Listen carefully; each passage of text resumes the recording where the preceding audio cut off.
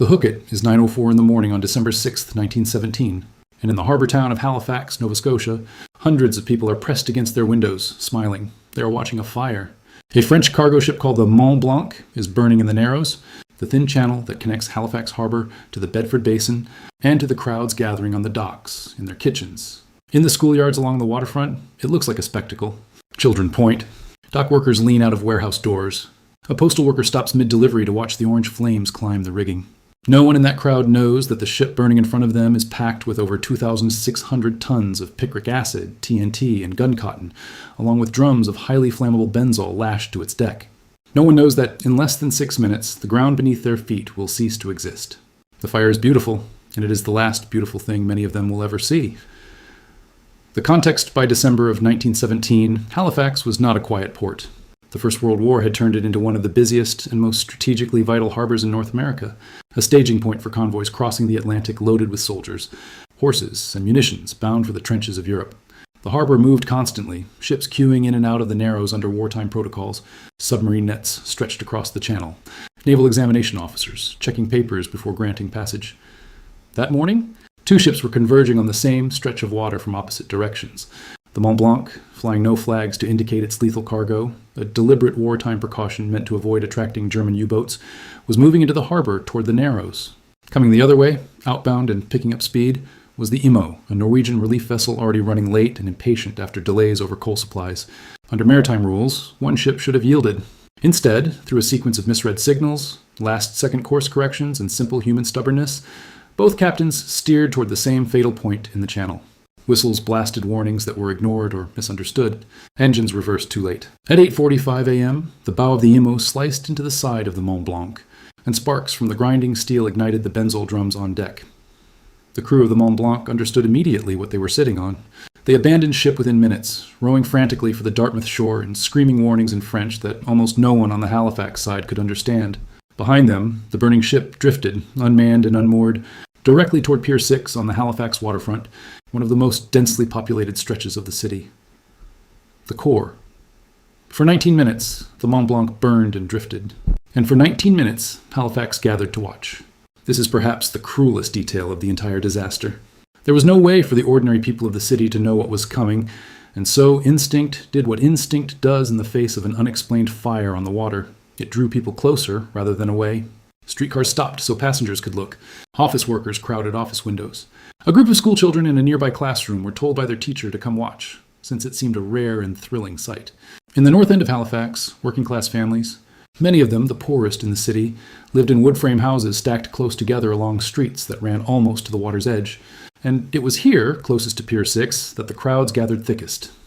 At 9:04:35 a.m., the fire reached the Mont Blanc's cargo. What followed was, at the time, the largest human-made explosion in history, a distinction it would hold until the atomic detonation over Hiroshima nearly 3 decades later. The blast released energy equivalent to roughly 2.9 kilotons of TNT. The Mont Blanc itself was vaporized, its steel hull fragmented into shrapnel that rained down over a radius of several kilometers. One piece of the ship's anchor shaft, weighing over half a ton, was found embedded in the ground more than 3 kilometers away. A column of smoke and fire rose over 20,000 feet into the sky, visible from over 100 kilometers off. In the instant of detonation, a wall of pressurized air moved outward faster than sound itself, and everything within half a mile of the harbor was flattened in an instant. Buildings, churches, factories, entire residential blocks reduced to splinters and rubble in a fraction of a second. The physical effects on the human body were catastrophic and specific in ways that still unsettle historians, because so many people had crowded to their windows to watch the burning ship. The shockwave drove the glass inward at devastating speed, and one of the disaster's signature horrors became a wave of blinding injuries. Hundreds of Haligonians lost their eyesight instantly as shattered window glass tore into their faces. Some accounts describe entire families blinded in the same instant, standing in the wreckage of their homes, unable to see the destruction around them. The Halifax explosion would go on to produce, per capita, one of the highest rates of eye injury and blindness from any single disaster in recorded history. And the surgical techniques developed afterward to treat mass ocular trauma influenced the practice of ophthalmology for a generation. The blast also generated a tsunami, a wave nearly 20 meters high at its peak that surged up from the harbor floor and slammed into the shoreline, sweeping away survivors who had made it through the initial explosion only to be dragged under by the returning water. In the North End, entire neighborhoods, Richmond in particular, simply ceased to exist. Roughly 1,600 people were killed instantly or within the first hours, crushed under collapsing buildings, torn apart by flying debris, or burned alive as the wreckage of thousands of coal stoves and lamps ignited fires across the ruined city. Another 9,000 were injured, a staggering number in a city whose total population was only around 50,000. Children were found flung from windows, some surviving impossible falls, only to be lost afterward in the fires that swept through the ruins. And then, as if the day had not delivered enough cruelty, the weather turned against the survivors. Within hours, a blizzard rolled in off the Atlantic, dumping over a foot of snow on the ruined city by the following morning. Rescue workers who had been digging through rubble by hand, searching for survivors trapped beneath collapsed homes, now had to work through blinding snow and freezing temperatures. Fires that had been burning out of control were joined by the risk of exposure, as thousands of people who had lost their homes entirely, blinded, injured, or simply in shock, were left with no shelter in a Canadian winter storm.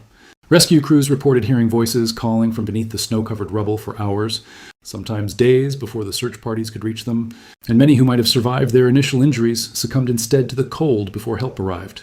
The aftermath. The scale of the disaster overwhelmed every resource the city had.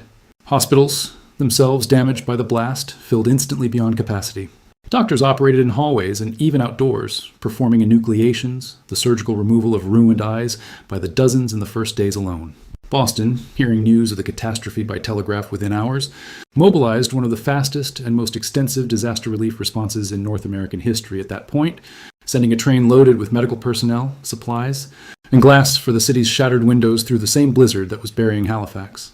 That relationship became so significant that to this day, Nova Scotia sends an enormous Christmas tree to Boston every December in gratitude, a tradition unbroken for decades. An inquiry followed almost immediately, seeking to assign blame between the captains and pilots of the Mont Blanc and the Emo, and the legal proceedings dragged on for years, ultimately failing to produce a clean verdict, a reflection of how thoroughly the disaster resisted simple explanation.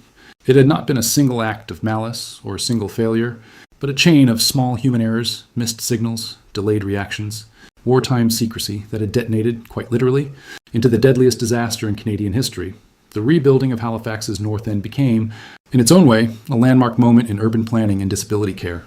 The sheer number of citizens left blind reshaped how the city, and eventually the country, approached support for the visually impaired, contributing directly to the eventual founding of what became known as the CNIB, the Canadian National Institute for the Blind, whose early work was shaped almost entirely by the needs of Halifax's survivors. The disaster's medical lessons, particularly around mass trauma and eye injury treatment, rippled outward into medical practice far beyond Nova Scotia. The conclusion. What lingers about the Halifax explosion is not simply its scale, though the numbers alone are staggering enough. Nearly 2,000 dead, thousands more maimed or blinded, an entire neighborhood erased from the map in the time it takes to draw a single breath. What lingers is the innocence of the crowd in those final 19 minutes. They did not run, because they did not know what they were looking at. They gathered at their windows out of the same simple human curiosity that draws any of us toward the unusual, the dramatic, the strange sight on the horizon, and it was that same instinct, that ordinary and universal impulse to look rather than look away, that cost so many of them their sight and so many others their lives. The Halifax explosion endures not just as a story of maritime error or wartime chaos, but as a quiet, terrible reminder that catastrophe often does not announce itself as danger. Sometimes it simply looks like a fire on the water, worth watching for just a few minutes longer.